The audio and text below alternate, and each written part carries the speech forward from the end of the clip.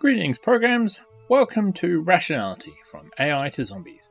Chapter 35, Mysterious Answers to Mysterious Questions.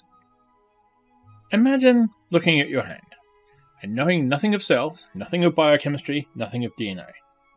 You've learned some anatomy from dissection, so you know your hand contains muscles, but you don't know why muscles move instead of lying there like clay. Your hand is just stuff, and for some reason it moves under your direction. Is this not magic? Quote, "The animal body does not act as a thermodynamic engine. Consciousness teaches every individual that they are, to some extent, subject to the direction of his will. It appears, therefore, that animated creatures have the power of immediately applying to certain moving particles of matter within their body forces by which the motions of these particles are directed to produce derived mechanical effects. The influence of animal or vegetable life on matter is infinitely beyond the range of any scientific inquiry hitherto entered upon.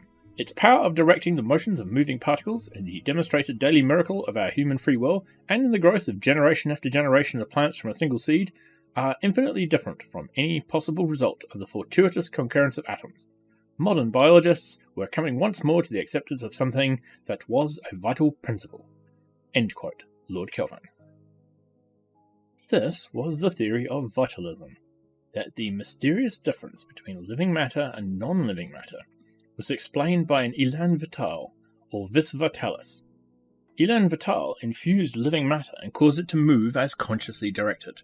Élan vital participated in chemical transformations which no mere non-living particles could undergo. Woller's later synthesis of urea, a component of urine, was a major blow to the vitalistic theory, because it showed that mere chemistry could duplicate a product of biology. Calling élan vital an explanation, even a fake explanation like phlogiston, is probably giving it too much credit. It functioned primarily as a curiosity stopper. You said, "Why?" and the answer was, élan vital. When you say élan vital, it feels like you know why your hand moves. You have a little causal diagram in your head that links the bubble élan vital to hand moves. But actually, you know nothing you didn't know before. You don't know, say, whether your hand will generate heat or absorb heat, unless you have observed that fact already. If not, you won't be able to predict it in advance.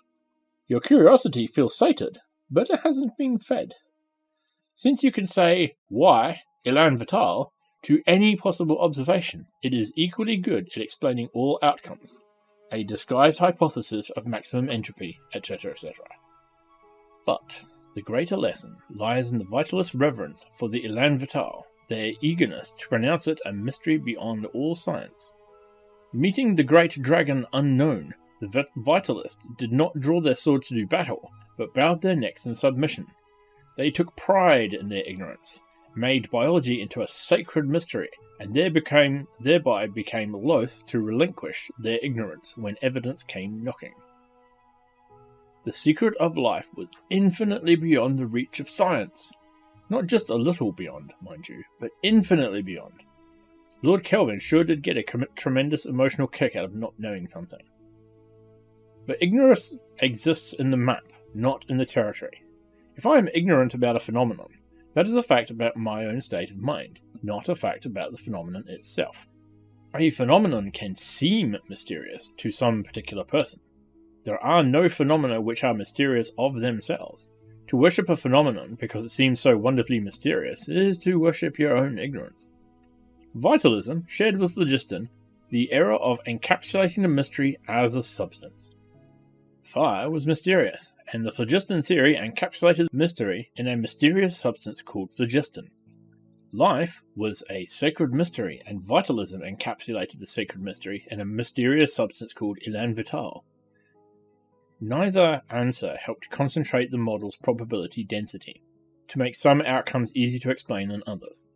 The explanation just wrapped up the question in a small, hard, opaque black ball.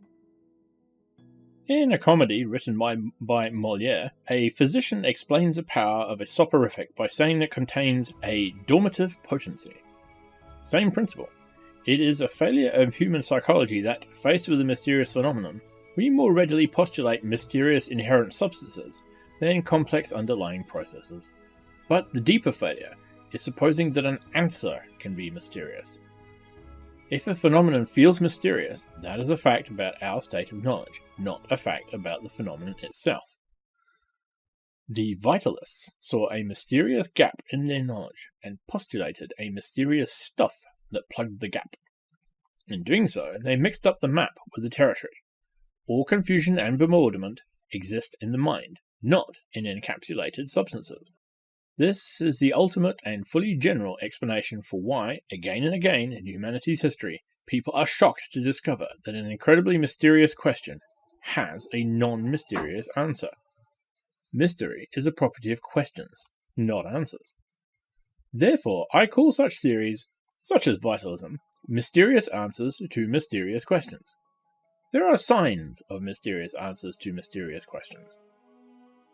First, the explanation acts as a curiosity stopper rather than an anticipation controller. Second, the hypothesis has no moving parts.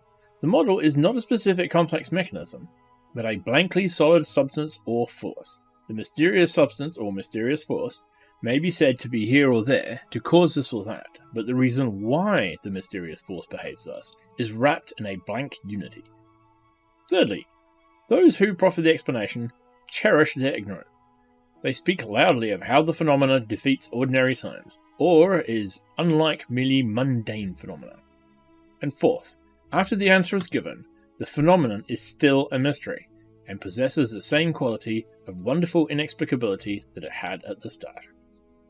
Here ends chapter 35. Now for my thoughts. Some of these chapters aren't that clear and are a bit abstruse. Some of them are filled with formulas and are a real pain in the bum to read out. This one is not one of those. This one's nice and clear. And it builds on comments from previous chapters. Just shouting out a word, God, Elan Vital, phlogiston, isn't an answer because it doesn't explain anything. It's just adding a label to the mysterious box. You still don't know what's in the box or why whatever it is that's in the box does the thing. This is why God is not an explanation for anything. We can't see God. We can call out to God, hey, come around for dinner, and nothing happens. We don't know anything about God. Followers in the same God will argue about whether God can do this or do that, or what have you, because they don't know either. All they really did was give their ignorance a name. And while that's cool and all, it doesn't actually explain why it does what it does. So yeah, not much need to be said on this one. It's a nice clear one. Tune in next time for something perhaps more exciting. Bye for now.